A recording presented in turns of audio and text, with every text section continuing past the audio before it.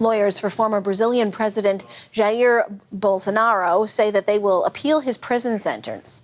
Now, yesterday, Bolsonaro was convicted of plotting a military coup, and the Supreme Court panel sentenced him to 27 years and 3 months in prison. Bolsonaro was found guilty of seeking to forcibly cling to power after losing the 2022 election. The panel voted 3-2 to convict him. In their ruling, the 3 judges said the 70-year politician was also guilty of leading a criminal organization that had sought to plunge the country back into dictatorship. So to tell us more about Bolsonaro's sentencing and the reaction to it on the ground, I want to go now to Mauricio Savarese. Mauricio, thank you for your time. Mauricio is a reporter with the Associated Press, joining us from Brazil's capital, Brasilia.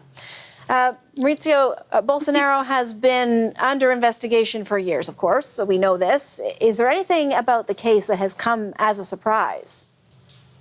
Not really. All the votes were as expected. There's some surprise with the 4th vote being against. One of the votes being fully against the decisions of the rapporteur of the case, Justice Alexandre de Moraes, who had a sprawling investigation. That was a bit of a surprise. Everyone expected a sort of a 5-new vote in the Supreme Court panel. The reactions from the defense are expected. I mean, he's going to try to appeal, so he doesn't have to go to a prison in Brasilia, and he remains in house arrest. So we still have some decisions to be made in the next few weeks. We don't expect him to go to a prison anytime in the next couple of weeks or so. So it's pretty much going according to the expected. Still, though, a pretty dramatic possibility here that he be going to prison. You're in Brazil's capital right now. What's the public reaction been like? Well, I don't know if you could hear, but there was a party very close to where I am now. There's a lot of people who are celebrating. Of course, there's people who are upset, and some of them are really close to the home of the former president, praying and hoping that some reversal of sorts would come towards him. I would say that the split, according to recent polls, is about 60% of Brazilians being favorable to his arrest, to his prison time, and the other 40% either against it or leaning against it. So it's a divided country for sure, and we're going to see whether the next few weeks are going to make that more dramatic as the process fully finishes with his prison time. Mauricio, weighing in on all of this is the U.S. President Donald Trump. He's called the conviction, quote, very bad for Brazil as a country. What do you think he means by that? And how does that affect the divide as you describe it in your country?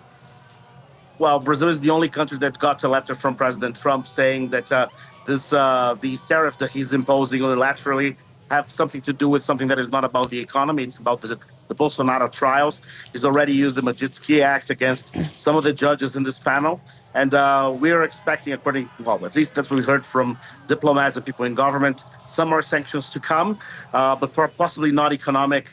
It could be something about more Magnitsky Act decisions regarding other justices of the court or even people who work with them, staffers of the court. We'll see how that goes. The American government has been sort of unpredictable in many situations, and this is one of them as well.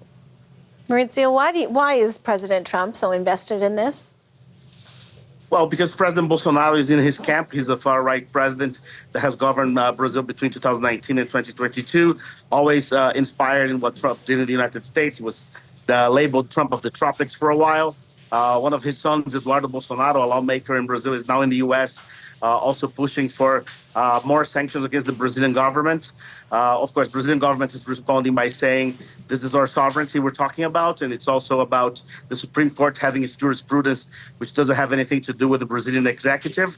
So at least as of now, it doesn't look like the tug of war is going to end.